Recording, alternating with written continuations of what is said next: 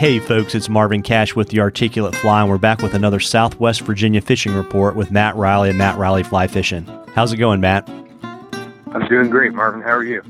Doing well. Had a good week last week in Denver at IFTD, and met old friends and made some new ones. And I'm back, and it looks like we're in the throes of traditional Southern Appalachian fall weather. Awesome. Yeah, it seems like it. We've the last couple of weeks we've been cooling off. 60s, 50s, 40s during the day. At the house here, we've had two pretty slight frosts, but they count. And then tomorrow morning, I think when I get up to head to the river, it's supposed to be in the mid-30s. So hopefully the trend sticks. And we've had some rain too.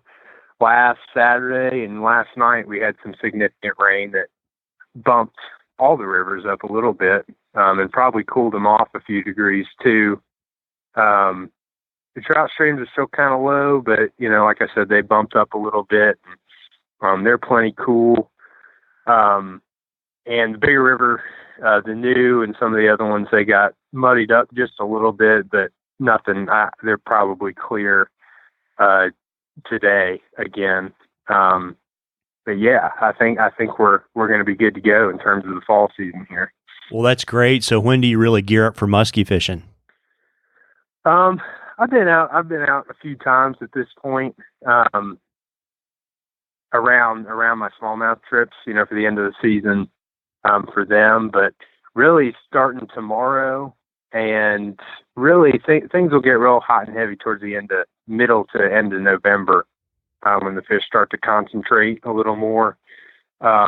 But temps have been good, since late September or so. Typically the number you're looking at is about 78 degrees Fahrenheit. Below that, you're good.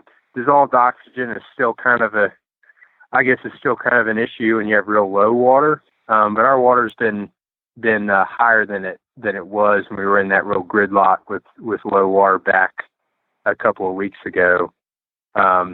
And today, this week we've been, the water temps on the New have been sort of fluctuating around 60 degrees, from the mid to high 60s down to the upper 50s. So we're definitely safe in terms of muskie fishing, and I'm hoping to get after it pretty hard here this week. Got it. And I assume, with the chill, the top water on the smallies is probably off, but I know our friends in Western North Carolina are still having good luck on streamers. Yeah. Top water's definitely slowed down. There's a couple of frosts will sort of kill most of the terrestrial insects that are kicking around, and the fish are moving too. When the temps start to drop down towards that 60 degree mark again, they go on the move, start moving towards their winter habitat. So they're not in those traditional summer spots anymore. It's not to say you can't catch fish at the same spots you did in the summertime, but that fish that are posted up in specific spots are going to be moving around in the river. So yeah, we've been doing well. Same deal last couple of weeks on streamer patterns, big bait fish patterns, that sort of thing. Got it. And what suggestions do you have for folks that are gearing up to chase trout? Water is still low. Dry fly fishing, at least in my neck of the woods, is at least the summertime fishing is pretty much zapped. But fishing the tractor nymphs and just sort of your all-purpose, hare's ears and Frenchies and pheasant tails and that sort of thing.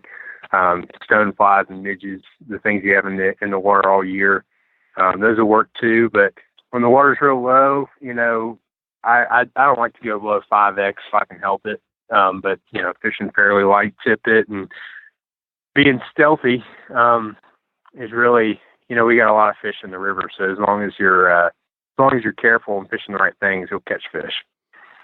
Got it. And folks, if you've got a question for Matt, if you'll send it to me on the Articulate Fly Facebook page, and if we read it on the report, I'll send you some Articulate Fly swag, and then you'll be entered in a drawing at the end of the season for some Matt Reilly original flies, and I believe some Reilly Rodcrafter rod coupons.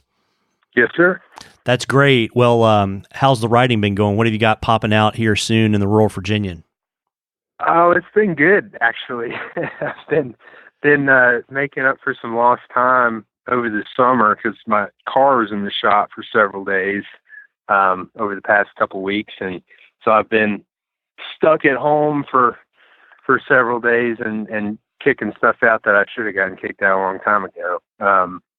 But in the Rural Virginian this week, probably talking about some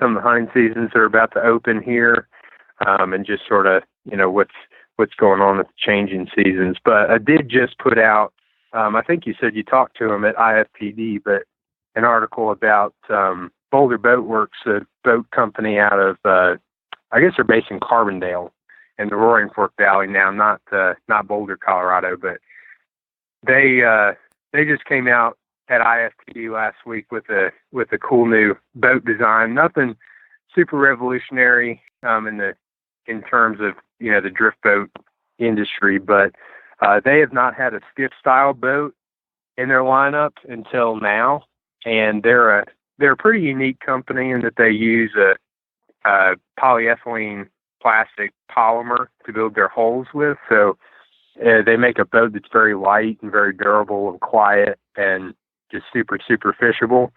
And, at least in my neck of the woods, a skiff style boat is kind of what fits the river conditions. So it opens up another market for that company, and I think they're pretty excited about it. So it's cool to write that one for them. Yeah, I just saw that boat. Yeah, and it's interesting, right? Because it's a little bit shorter than their older boats, but it's a lot wider, so it drafts a lot less water. And then obviously, gosh, if you fish in any wind at all, not having a traditional kind of high drift boat bow on the front is helpful too for not getting blown all over creation.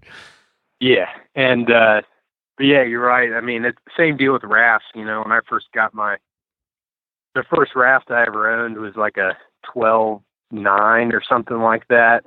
And when I needed to replace it, because I needed more room, to have big clients in, I was kind of wary of getting a bigger boat because I wanted to still be able to do some of the, small river and creek stuff that I had been doing. And once I got the bigger 16-foot boat, I realized it's like, well, the more plastic you got on the water, the higher it rides. So you can do everything with a bigger, wider boat than you can with a smaller boat. They're just a little less technical and responsive. But that material too, they build those boats out of, is super slick, and again, it makes a really lightweight boat. So those boats handle super, super well. Well, I'll be dropping a link to that article in the show notes, folks. And before I let you go, Matt, why don't you let folks know where they can find you so they can book you and go chase muskie with you? Yeah. The website is www.mattreillyflyfishing.com, and all my contact info and social media is on there. So however is most convenient for you to reach out, be happy to hear from you. That's great. And folks, remember, we recently launched our app. So on the iPhone, just go to the App Store, search for the Articulate Fly.